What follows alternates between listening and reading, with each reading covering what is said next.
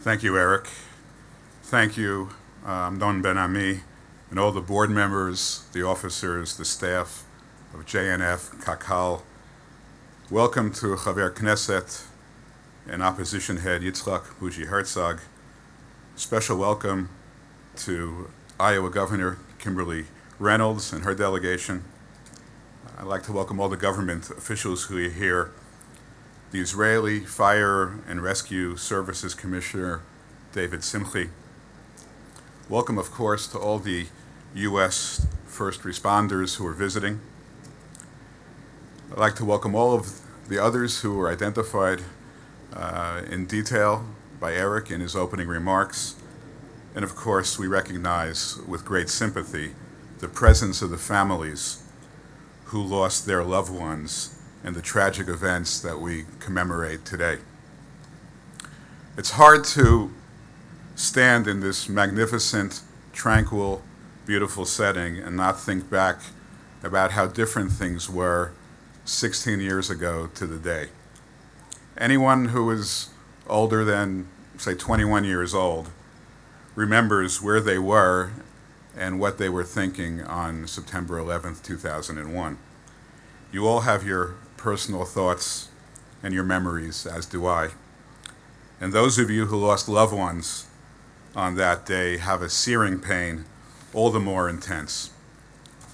On September 11th, we all fell victim to the genocidal force of our time, radical Islamic terrorism.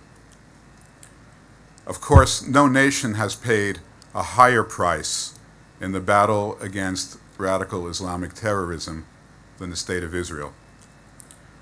My grandparents, American citizens, while on American soil, mourned from a distance the terrorist attacks of 1929, which, among other things, destroyed virtually the entire city of Hebron.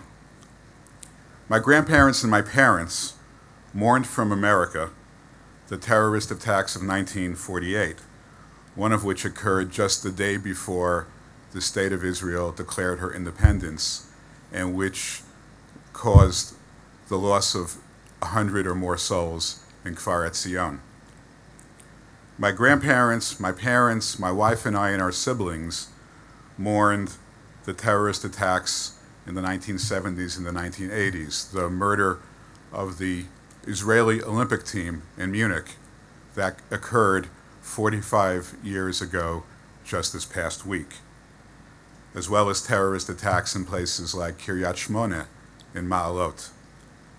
And all of us, along with our children, my grandparents, my parents, my wife, myself, my siblings, and our children, mourned, all from American soil, the terrorist attacks of the more recent past, places like Cafe Hillel and Sbarro Pizza in Jerusalem, the Dolphinarium in Tel Aviv, Maxim's Restaurant in Haifa, the Park Hotel in Netanya, and so many others.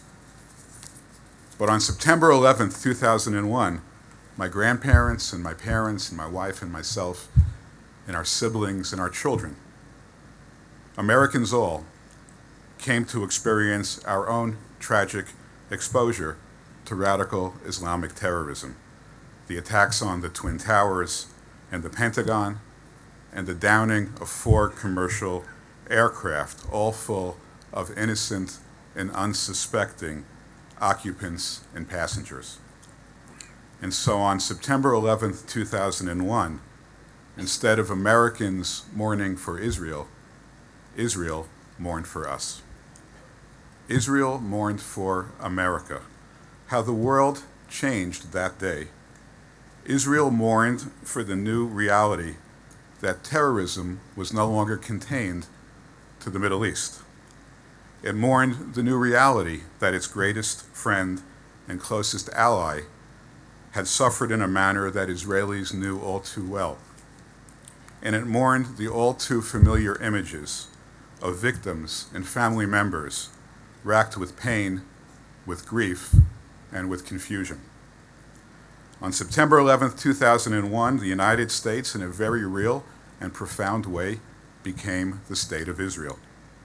It was attacked by a hateful and barbaric enemy, obsessed by a culture of death and destruction. It became hated and hunted, as Vice President Pence says, not for what it did wrong, but for what it does right. And like the State of Israel, the United States rebuilt, recalibrated its role in the world, and set out to defeat and eradicate this evil and vile enemy. It is so right and appropriate that, apart from the United States, the only nation in the world to build a 9/11 memorial containing the name of each and every victim, each and every life that was stolen in this tragic act, is the State of Israel. On behalf of President Trump, I express my heartfelt thanks and recognition to the Jewish National Fund and Karen Kayemet LiYisrael for this extraordinary memorial in commemoration of a day that changed the world. In the initial aftermath of September 11th, the United States, even while mourning its losses, resolved to defend our liberty and preserve our freedoms. Today, 16 years to the day from this tragic attack, we can take comfort and gain determination in the fact that the forces of decency and civility have indeed triumphed at the expense of evil and hate.